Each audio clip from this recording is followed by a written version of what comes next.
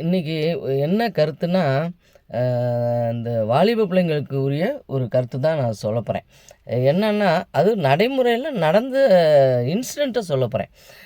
பார்த்தீங்கன்னா, நம்ம சொந்தக்கார பையன் அதாவது ஒரு வாலிப வயசுனா, ஒரு த த பேரண்ட்ஸ் பேச்ச கேட்கணும். அவங்க வந்து நமக்கு நல்லதுக்கு தான் சொல்லுவாங்க அப்படின்னு இருக்கணும்.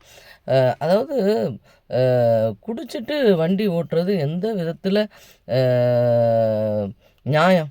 நீங்க உங்களால முடியும் அப்படின்னு வண்டி ஓட்டுறீங்க. முடியுமா? அது அந்த எண்ணம் தோண மாட்டேங்குது.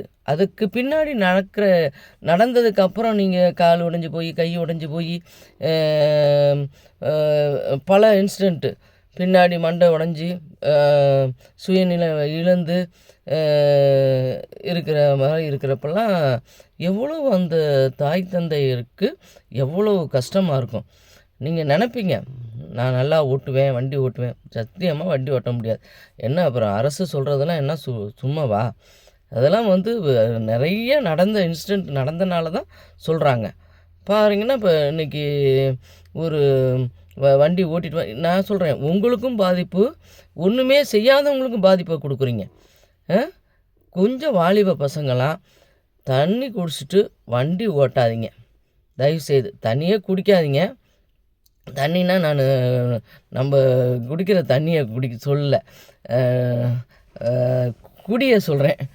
என்ன அ அத வந்து நீங்க போக்குவரத்துல பயன்படுத்திக்கிட்டு வண்டி ஓட்டாதீங்க. தயவுசெய்து தாய் தந்தையருக்கு பிள்ளை இல்லாம இருக்கிறாங்க. இது மாரி இதனால.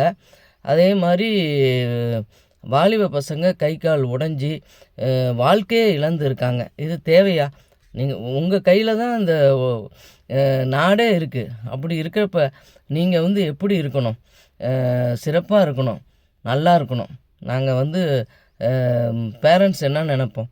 அதனால அ இது மாரி செயல்கள்ல ஈடுபடாம இருக்கும்படி நான் ரிக்வெஸ்ட்டா கேட்டுக்கிறேன். Thank you, thank you.